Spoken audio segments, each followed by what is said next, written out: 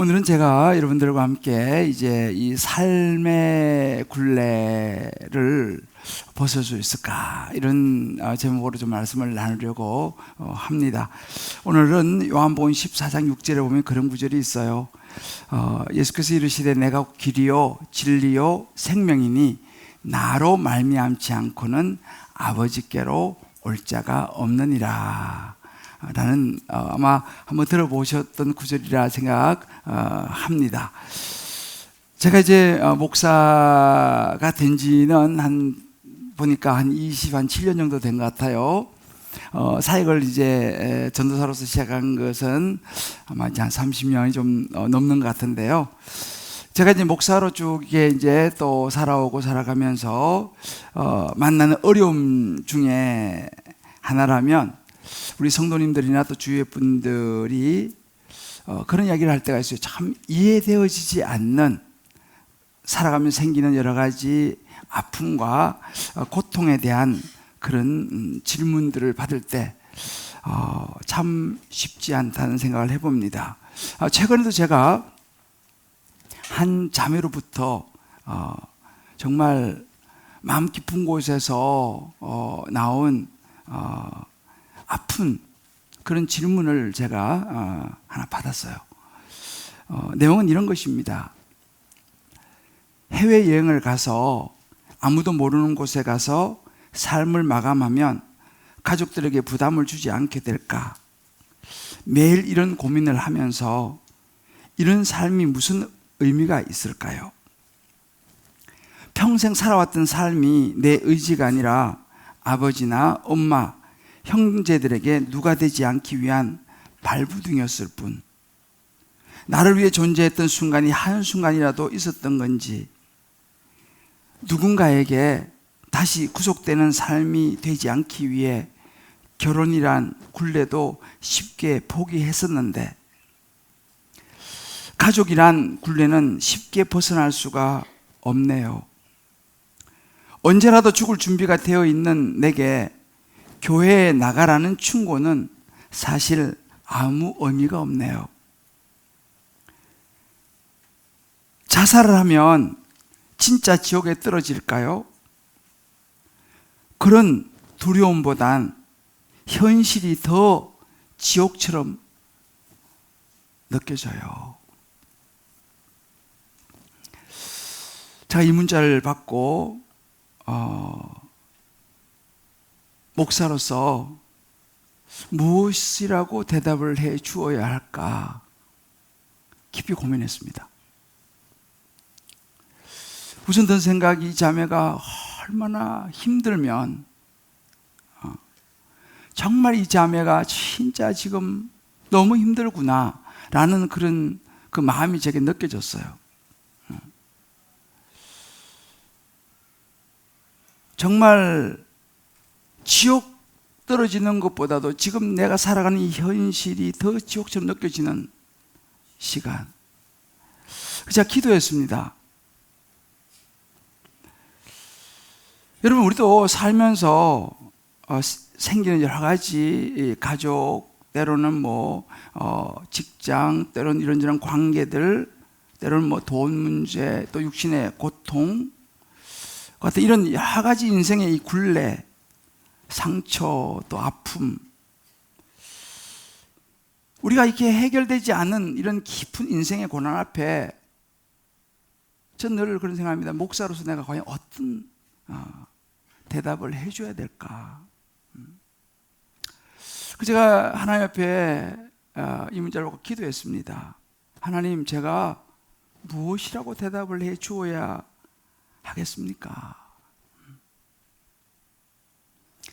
이런 깊은 아픔, 이 고통스러운 인생의 이 굴레를 과연 벗을 수 있을까? 제가 이제 기도 가운데 주신 하나님의 말씀을 통해서 오늘 성령께서 그 자매에게, 그리고 다 동일하지는 않습니다만은 인생을 살아가는 것이 너무 힘에 겹고 또 때로는 몸이 잘 회복되지 않아서 너무 많이 지친, 또 육신이 아픈 분들, 정말 살기 힘들 정도로 그만하고 싶은 정도로 마음이 너무너무 아픈 분들, 눈에 보이지 않는 지옥보다 현실이 더 지옥처럼 느껴지는 그런 분들, 오늘 이 말씀을 통해서 성령께서 그 해답을 주시기를 기도합니다. 저는 성경에 수많은 사람이 등장을 하는데요, 그 중에 한 여인, 정말 그의 삶이 너무너무 힘들었던 한 여인의 이야기를 오늘 여러분들에게 소개하려고 합니다. 이 여인은 혈루증이라고 하는 이런 병을 지금 12년째 앓고 있는 여인입니다. 이 병은 주로 여성들에게 나타나는 이 출혈이 멈추지 않는 그런 부인병인데요, 얼마나 힘들었는지 오늘 성경에 보면 마가복음 5장 26절 이렇게 말합니다. 많은 의사에게 괴로움을 받았고 가진 것도 다 허비하였으되 아무 효험이 없고 도리어 중하여졌던 자다라고 이야기합니다. 그러니까 우리말 이런 말이죠. 이것저것 해볼 것을 다 해봤다는 거예요. 그리고 용하다는 많은 의사를 찾아다닌 거예요. 그러니까 여러분, 그러면서 돈은 돈대로 다 쓰고 가는 데마다 또 처방받고 또 치료받으면서 몸은 몸대로 다 지치고 망가져버린, 그러니까 상태가 너무 이제 바닥까지 떨어진 거죠. 절망이죠. 그때 소문이 들려와요. 야, 예수란 사람이 있는데 그 사람은 불치병도 고친다더라. 죽은 사람도 살렸대. 희귀병 그분이 고치면 낫는데 라는 소문이 이제 들려왔습니다. 이 여인에게 그 소문은 진짜 마지막 한 가닥 희망이었어요. 그래, 과연 나도 그러면 나설 수 있을까? 이렇게 이제 희망을 가졌는데, 문제는 현실적인 문제가 있는 거예요. 왜냐하면 그 당시에는 이런 병에 걸리면 격리를 해야 됩니다. 그리고 가족들하고도 떨어져 살아야 돼요. 그 자체도 정말 육신도 고통스럽지만 또 떨어져 사는 자체도 얼마나 이게 참 마음적으로 힘든 일입니까? 여러분 아마 코로나 기간 동안에 이렇게 한 번씩 이렇게 같은 집에서도 방에 격리를 한번 해보신 분들은 이해갈 거예요. 그 며칠 있어도 너무 힘들지 않습니까? 그런데 이 12년의 세월을 이렇게 살아야 했던 여인이었죠. 그러니 이런 여인들, 이런 격리와 분리되어 살아야 하는 이런 여인이 많은 사람, 예수님이 계시는 곳에 많은 사람이 몰려드니까 그 많은 사람들 앞에 선뜻 나서기가 아주 어려운 그런 처지였던 것이죠. 만약에 이 여인이 혹시라도 그 예수님 만나러 나갔다가 누군가가 이 여인을 알아본다면, 또 누군가가 그 이제 이 냄새가 나는 병이 때문에 또 그 냄새 때문에 뭔가 이야기를 하기 시작한다면 또다시 그곳에서 많은 수치와 부끄러움을 또 비난을 당할 것이 선하기 때문이죠. 그러니까 선뜻 나서기도 너무 힘든 거예요. 그렇지만 이 여인은 용기를 냈어요. 왜요? 너무 힘들고 낫고 싶으니까. 그래서 오늘 성경에 보게 되면 앞으로는 못 가고요, 막 무리들이 막 밀고 막 예수님 막 이렇게 서로 가까이 가려고 하는 그런 상황 속에서 뒤로 왔어요. 그 많은 사람들이 그냥 설적 끼어서 뒤로 와서 그의 옷에, 예수님의 옷에 손을 댑니다. 아마도 그런 생각을 해봤어요. 이 여인이 나오기에 얼마나 많이 망설였을까. 아마 집에서도 혹시나 또 해서 아마 12번도 우리 말하면 샤워를 더 하지 않았을까. 최대한 그냥 준비를 하고 또 사람이 모자를 볼 정도로 모자를 푹 눌러 쓰고, 그렇게 예수님께, 그것도 많은 무리에 섞여서 그것도 뒤로 와서 옷을 만지는 이 장면, 여러분 생각해 보세요. 근데 여인이 이렇게 한 이유가 있었어요. 여인은 나름대로 어떤 생각을 했습니다. 28절 말씀 보면 그런 게 나와요. 여인이 무슨 생각을 했냐면, 내가 그의 옷에 손만 대어도, 옷자락에 손만 대어도 내가 구원을 받을 수 있을 거야. 우리만 내가 나을 수 있을 거야 라고 생각한 거예요. 야, 내가 스치기만 해도 내가 나을 것 같아 라고 생각했던 것입니다. 자, 여러분 어떻게 생각하세요? 이것을 믿음이라고 말할 수 있을까요? 오, 이 여자 믿음이 되게 좋구나. 제가 성경을 쭉 찾아보니까 이 여인이 뭐 예수를 잘 믿었네, 못 믿었네, 뭐 이전부터 뭐 믿음이 좋았네, 그런 이야기가 전혀 없어요. 몰라요. 여인이 진짜 믿음이 뭐 굉장히 그전부터 예수 잘 믿어서 믿음이 좋았는지 우리 모릅니다. 근데 한 가지 팩트가 있어요. 그것은 어쨌든 손을 내밀었다는 이야기예요. 이건 팩트예요. 어떻게 손을 내밀었습니다. 그런데 이 여인에 대해서 이야기해 주는 대목이 뒤에 보면 34절에 나옵니다. 예수님이셨어요.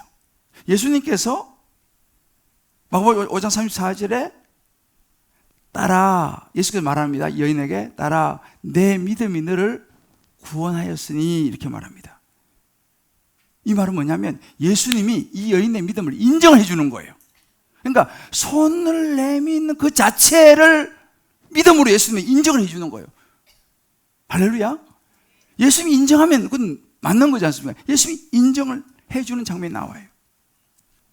저는요, 오늘 이 시간 비록 짧은 시간이지만 제가 서두에 언급했던 그 자매, 아마 이제 온라인으로 보고 있을지 모르겠습니다만은, 그리고 오늘 또 우리 가운데서 이런저런 인생의 문제를 가지고 계신 분들, 또 때로는 가족 안에서 힘든 문제를 가지고 계신 분들, 또 육신이 아픈 분들, 또 뭐 여러 직장이나 뭐 사업이나 때로는 어떤 진로 때문에, 또 어떤 취업 때문에, 아무튼 다양한 인생의, 각자가 가지고 있는 인생의 굴레를 벗고 싶지만 잘 벗어지지 않는, 그래서 이렇게 저렇게 애를 많이 써도 돈은 돈대로 충나고 몸은 몸대로 상태가 더 안 좋아진 이 여인과 같은 이런 분이 계시다면, 오늘 이 시간 예수님의 옷자락을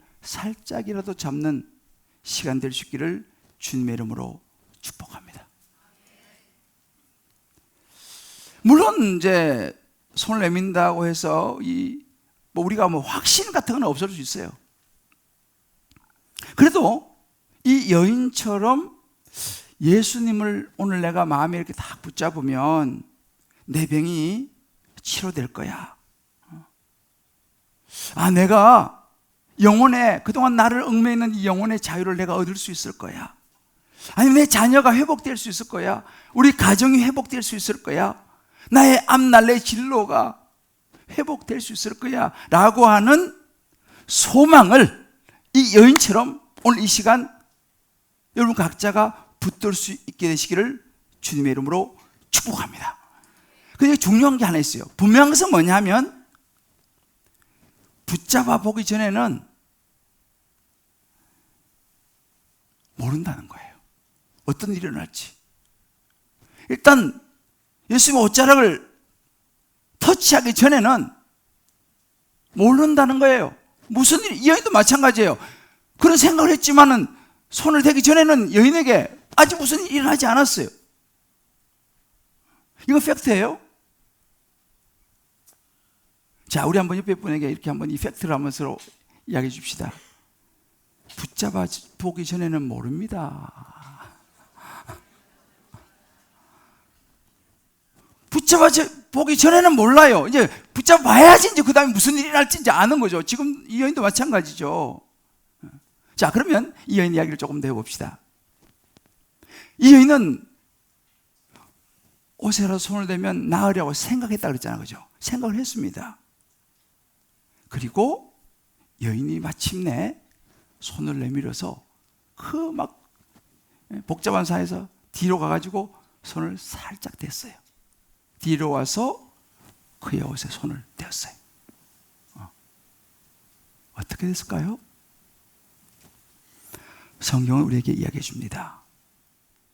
이에 그의 혈루의 근원이 마름에, 곧 마름에 병이 나은 줄을 몸에 깨달으리라.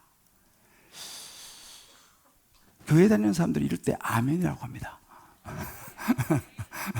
할렐루야. 정말 이 여인이 그 순간이에요. 손 딱 서쳤는데, 잡았는데 그 순간 딱 느낀 거예요. 몸이 내 출혈이 멈췄네. 자기는 알잖아요. 여인은 자기 몸에 놀라운 일이 일어났다는 것을 깨달았어요.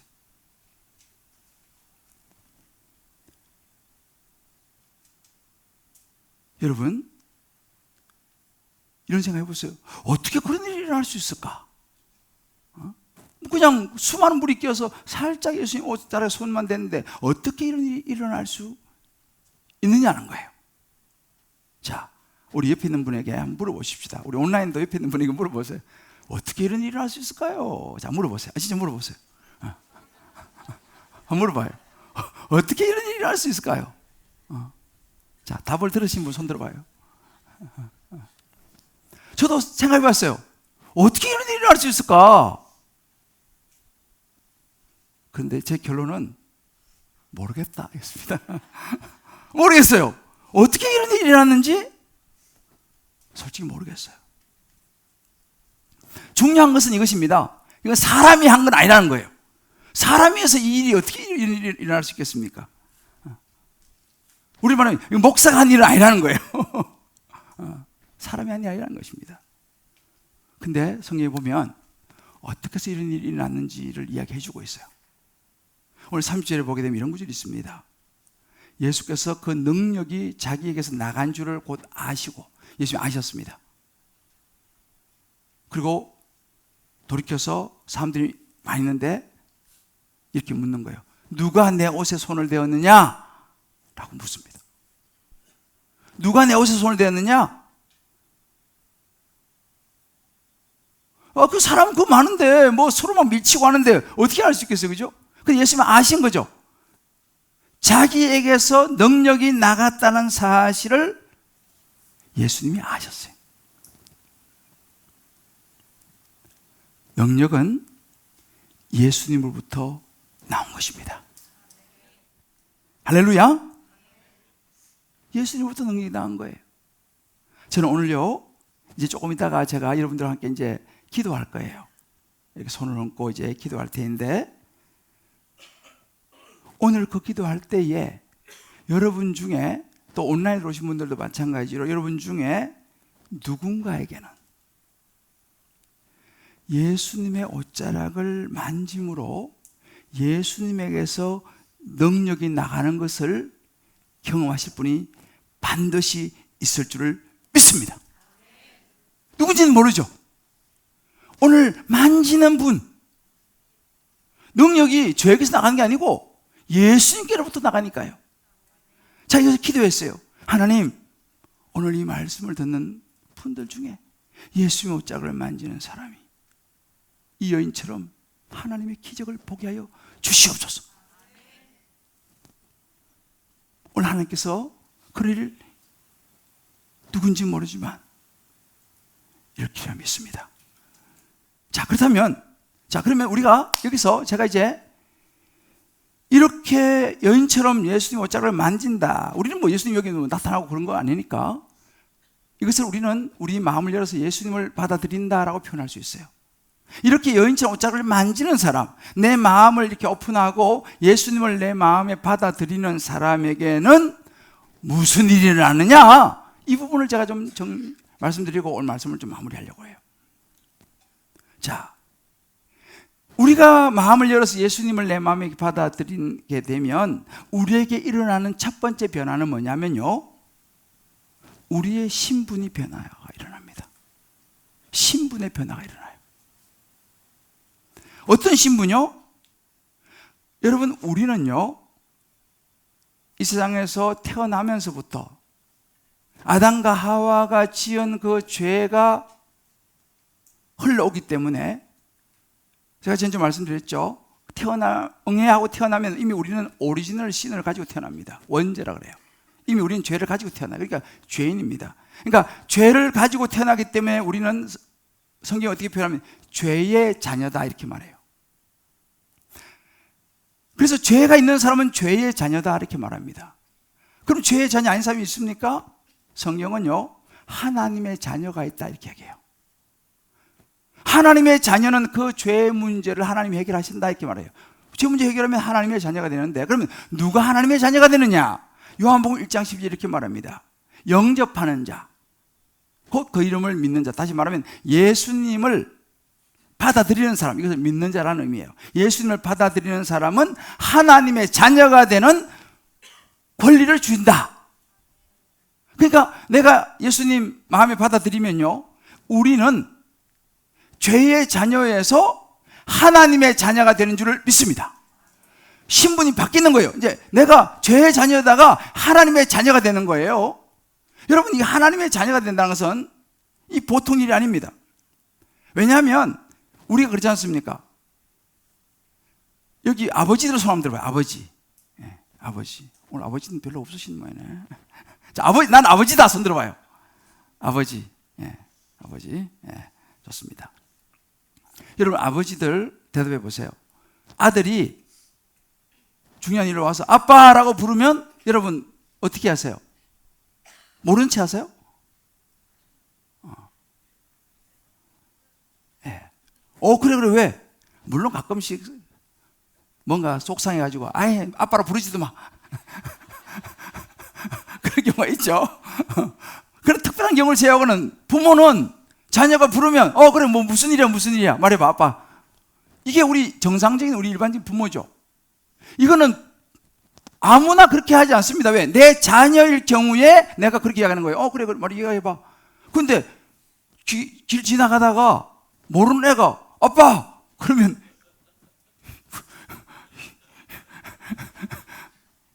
대답을 안 하지. 왜? 모르는 애가 아빠 부르면 이상한 거예요 지금. 왜? 부모와 자녀가 관계가 아니잖아요. 이게 마찬가지로 우리가요, 여러분 교회 다닌다고 했어요. 다 하나님께 기도하는데 하나님께 기도한다고 해서 무조건 다 하나님 들으시는 거 아니에요. 사실 하나님이 들으시는 기도는 누구냐면 자녀의 기도를 들으십니다. 자녀가 아버지로 그래. 사실 어찌 보면 죄송하지만 저기 저 능인선언에 절에 가서 이 불공 드리는 거나 교회 와서 기도하는 거나 사실은요 좀 비슷해요. 그런데 다른 게 있다면 교회는 하나님의 자녀들이 와서 하나님께 기도하는 거예요. 대상이 분명해요. 그러니까 하나님이 들으시는 거죠.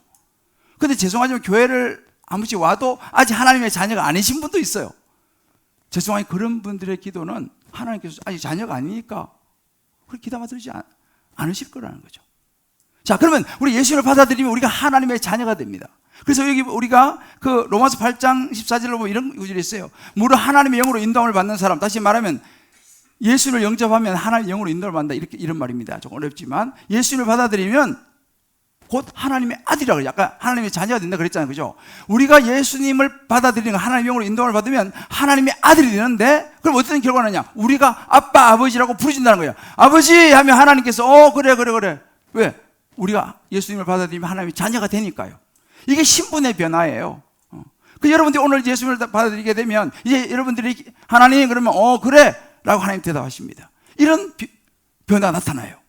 두 번째는 뭐냐면요, 영혼의 자유가 우리가 옵니다. 죄의 굴레에서 해방돼요. 우리 인생이 이걸 영혼의 자유라고 표현하는데 제가 우리는 죄인이잖아요. 태어날 때부터 이 죄를 가지고 태어나기 때문에 우리 인간이 약한 거예요. 그래서 사실은 그 죄가 자꾸만 우리로 하여금 많은 문제를 일으키게 해요. 그래서 죄가 막 올라오면 욕심이 막 크지않아요? 욕심이 막 크지면 또 갈등이 일어나요? 또 갈등이 일어나면 막 이런저런 막 복잡한 일이 많이 생깁니다. 그러면 인생이 막 고통이 찾아오고요. 그러다가 또 때로는 병이 걸리기도 하고요. 이런저런 인생에 많은 일들이 일어나요. 너무너무 힘들고 괴롭고 그게 어디서 시작되냐? 가만히 보면 결국은 죄로부터 시작됩니다. 그러면 이 죄는 어디서부터 오냐는 거예요. 우리가 뭐 죄를 짓고 싶어서 짓는 것 같지만 그렇지 않습니다. 죄를 짓게 만드는 그 존재가 있어요. 우리로 하여금 욕심 막 부려가지고 때로는 막 실패하고 고통받고 막 이렇게 여러 가지 안 좋은 습관부터 해가지고 여러 질병들, 이 모든 것을 우리에게 줘가지고 우리로 하여금 무너지고 고통스럽고 우리 인생이 파괴되게 만드는 존재가 있어요. 그 존재가 어떤 존재인가? 바로 요한일서 3장 8절에 나옵니다. 죄를 짓는 자는 마귀에 속했다 그랬어요. 바로 사단 마귀의 존재예요. 여러분 눈에는 안 보이지만 사단 마귀의 존재가 우리라고 하면 죄를 짓게 만들어요. 욕심을 내게 만들어요. 이상한 일을 하게 만들어요. 싸우게 만들어요. 실패하게 만들어요. 때로는 병 걸리기도 만듭니다. 마귀는 처음부터 이 범죄, 그러니까 사단 마귀는 목적이 뭐냐? 우리 인생을 완전히 무너뜨리는 거예요. 안 좋은 생각을 막 집어넣는 거예요. 뭐가요? 사단이 가요. 왜? 그래야지 우리가 무너지니까. 그러면 우리 이것을 여러 가지 인간의 인생의 굴레가 되는 거예요. 그래서 여러분들 가끔 이런 걸 느끼는 분들이 있을 거예요. 내 마음속에는 뭔가 모르는 답답함이 있어요, 목사님. 뭐라 표현을 못 하겠는데 마음이 답답해요. 뭔가 나를 꽉 붙잡고 있는 것 같아요. 떨쳐버리고 싶은데 뭔지 모르지만 확 짓누르는 게 있어요. 우리 집안에 이상한 기운이 흘러요. 이상하게 우리 여기 청년들, 우리 젊은이들도 이상하게 안 좋은 생각이 자꾸 물려와요. 그럴 수가 있어요, 여러분. 이상하게 자꾸 싸우게 만들어요. 이상하게 자꾸 감정이 상하게 만들어요. 여러분, 그게 그냥 되는 게 아니라 그렇게 만드는 존재가 있어요. 바로 뭐냐면 그것이 바로 사단의 존재입니다. 사단이 그렇게 만드는 거예요. 그러면 우리가 영혼의 자유를 얻으려면 그 사단이가 우리를 그렇게 무너뜨리는 이것을 잘라버려야 되는 거예요. 끊어버려야 되는 거예요. 안 그러면 계속 붙잡혀 삽니다. 사람들 잘 몰라요. 뭔지는 몰라. 아무리 맛있는 걸 먹어도 아무리 돈이 많아도 만족이 없는 거죠. 왜? 사단이가 우리 마음을 딱 눈에 안 보이지만 딱 붙잡고 있는 거예요. 이것이 인간의 굴레예요. 이걸 잘라버려야 되거든요. 어떻게 해요? 오늘 요한일서 3장 8절에 이렇게 말합니다. 마귀를 멸하러 오신 분이 있어요. 그 모든 걸 잘라버리는, 어둠을 잘라버려서 우리 영혼의 자유를 얻게 하는 분이 계시다니까요. 마귀를 멸하러 하심이라. 누가요? 하나님의 아들이 나타난 이유가요. 하나님이 아들 예수님을 이 땅에 보내신 이유가 그 모든 마귀의 일, 우리의 모든 인간의 굴레, 고통, 죄 멸해버리기 위해서 하나님이 예수님을 이 땅에 보내셨어요. 하나님의 아들이 나타났습니다. 그래서 그 하나님의 아들 예수님을 우리 마음에 받아들이게 되면요, 그 예수님의 보혈의 능력이 우리의 모든 사단의 괴계를 잘라버릴 줄을 믿습니다. 그럼 영혼의 자유가 와요. 이 부분이 여러분 조금 이해가 안 될지 모르겠지만 실제로 그런 일이 일어납니다. 좀 이따 우리 기도할 거예요. 그러면 이제 여러분 알게 돼요. 내 영혼이 자유롭다. 이것을 느낄 수 있습니다. 실제로 이런 일을 굉장히 많이 일어나요. 우리 인생에서요. 여러분, 이 자매는 좀 유명한 자매인데 아마 아시는 분이 많을 텐데 지금부터 23년 전에였어요. 23년 전에 여기 잠실대교 있잖아요. 여기 잠실대교를 건너는데 오빠가 운전을 하고 여기 동생 이지선 자매예요. 동생이 탔는데 가다가 다른 차가 와서 들어봐가지고 이 작은 차에 불이 났어요. 그래갖고 오빠는 그래도 빠져나왔는데 이 동생이 미처 빠져나오지 못해가지고 몸 전체 55% 화상을 입었어요. 얼굴은 뭐 완전히 다 화상을 입고요. 기가 막힌 일이라는 거죠. 그때 이화여대 4학년이었어요. 꿈 많은 그 4학년. 자, 그러니 기가 막힐 거 아니겠습니까? 근데 이 화상을 입으면요, 너무 고통스럽고 끔찍하고 아프고 그렇다고 그래요. 그래서 이 화상 입은 환자들이 있는 병실에는요, 거울을 안 둔다고 합니다. 왜냐하면 거울을 보면 너무 절망스러우니까. 이 자매가 지금은 상당히 좋은 모습이지만 그때는 굉장히 흉측했어요. 그러니까 수술도 많이 받고 뭐 하여튼 고통을 받았죠. 근데 그런 이야기 하더라고요. 자기가 자기 얼굴 처음 본 거는 숟가락을 주잖아요. 밥 먹을 때 숟가락에 비친 자기 얼굴을 보고 절망했다는 거예요. 숟가락에 비친, 그 숟가락이 뭐 잘 보이지 않아요. 그 숟가락에 비친 자기 얼굴 보고 완전 절망했다는 거예요. 내가 이렇게 살아서 뭐하냐. 그래서 정말 자기 죽으려고 시도도 했다는 거죠. 그리고 23년이 지났어요. 이 자매가 그 모든 것을 딛고 미국으로 가서 석사 학위를 받고 박사 학위를 받아가지고 한동대 교수로 왔어요. 그러다가 최근에 자기 모교 이화여대 교수로 다시 초임을 받고 지금 이화여대 교수로 좀 사역하고 있어요. 이 자매가 그런 이야기를 해요. 인생 절망 아니겠어요? 다 무너진 거예요. 왜? 얼굴이고 뭐고 다 망가져버렸어요. 지금도 한번 얼굴에 이 수술을 지금도 한대요. 그런 자기를 다시 이렇게 세운 것은 예수님이었다, 이렇게 고백해요. 예수님을 그가 마음에 받아들인 거죠. 그러니까 기가 막힌, 그 정도 되면 야, 너 그래 살이 뭐하니?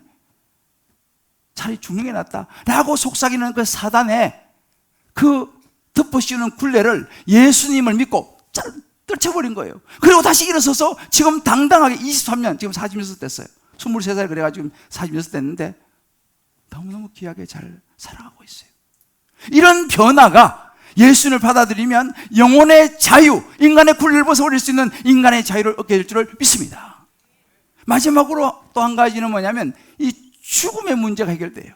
인생이 왜 그렇게 여러분 힘든지 아세요? 왜 두려운지 아세요? 세상에 가장 두려운 건 죽음이에요. 죽는 게 가장 두려운 거예요. 이게 저는 죽는 거 안 두렵습니다. 그런 분 있어요? 우리는 이미 본능적으로 죽음에 대한 두려움이 있어요. 그러나 우리가 예수님을 받아들이게 되면요, 요한복음 5장 24절에 그런 구절이 있죠.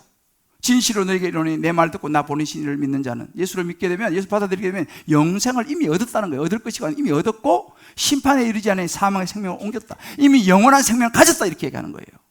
할렐루야.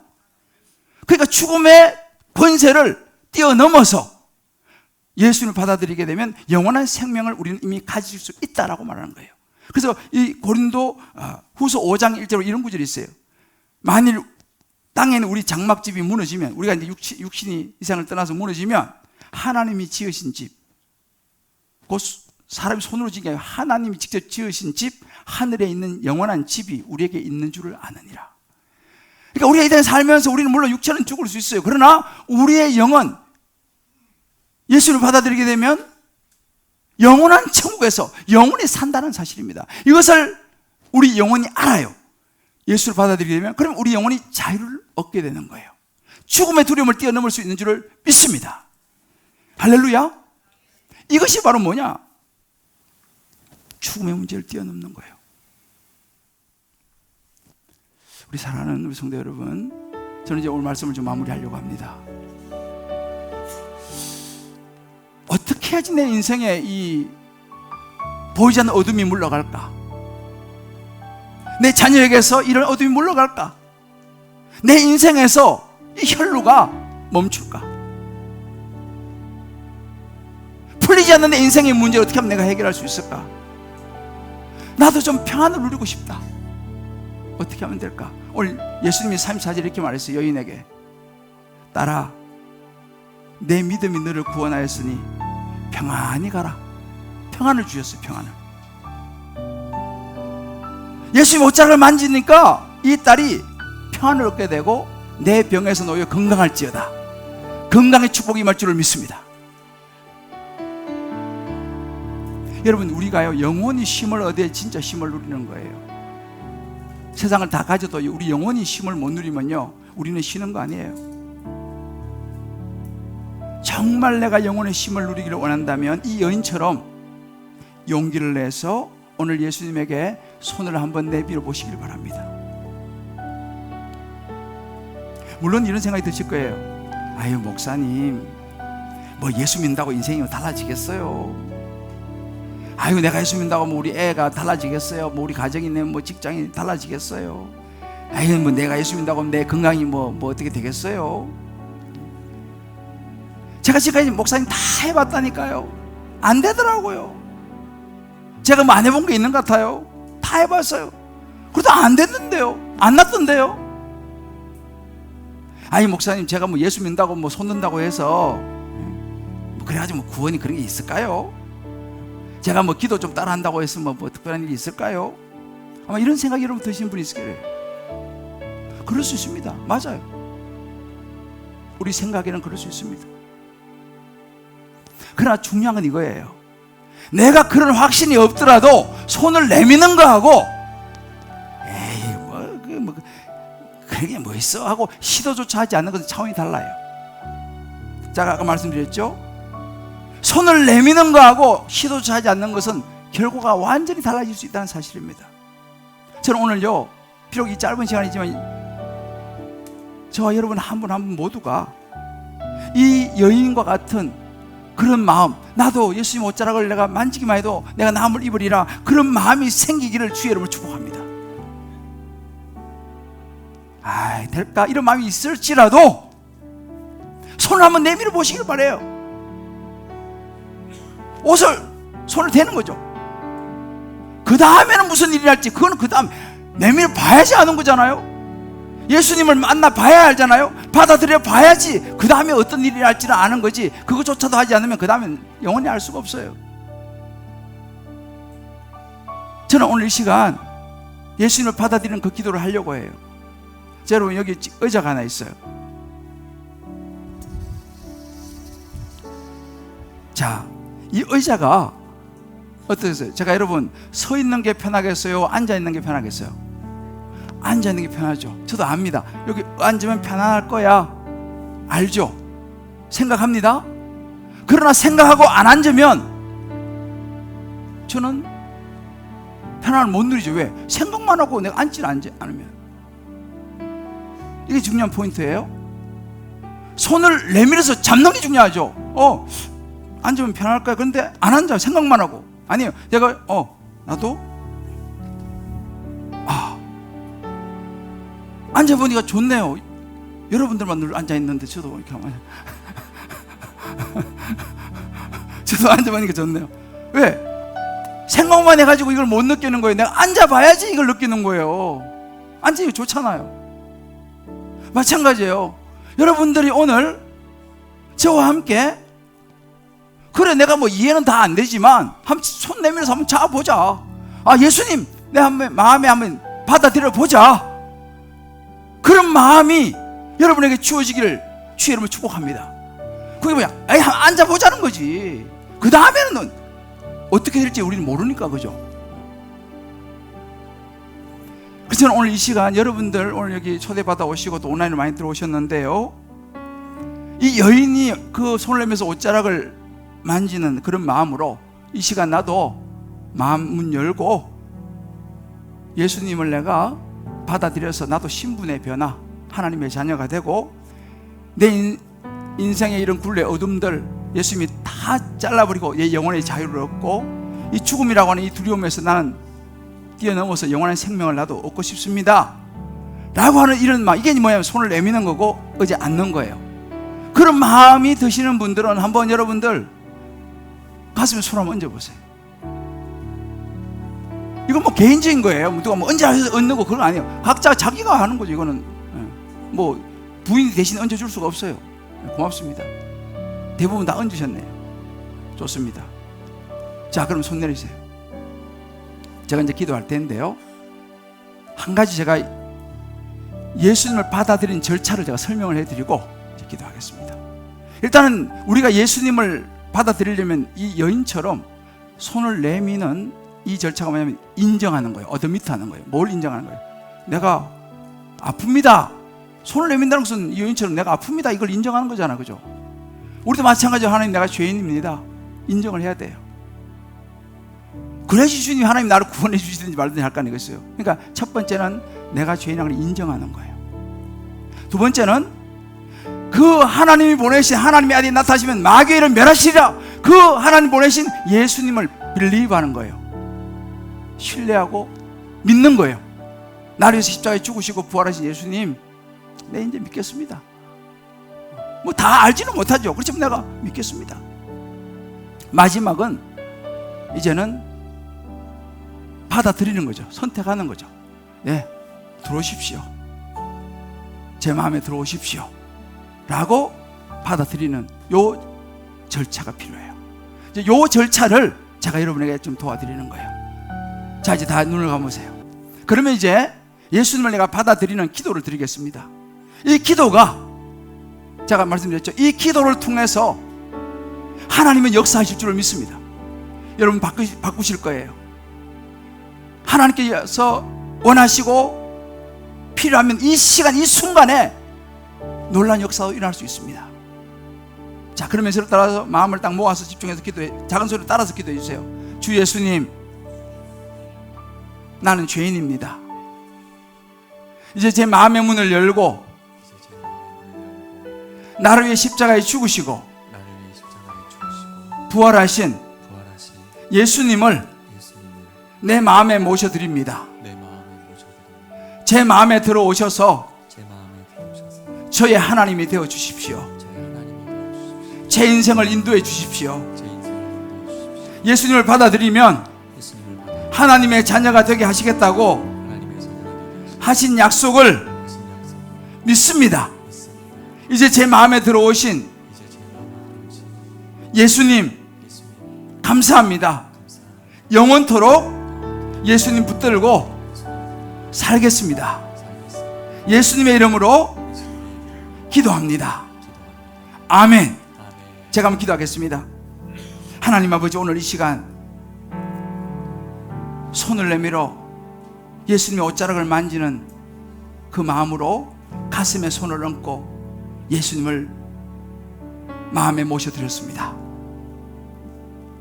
하나님께서 이미 그 순간 손을 얹은 자마다 하나님의 자녀로 삼으신 줄을 믿습니다. 영혼의 자유가 주어진 줄을 믿습니다. 하나님이 원하신다면 병이 떠나간 줄을 믿습니다. 죽음의 권세를 이긴 줄을 믿습니다.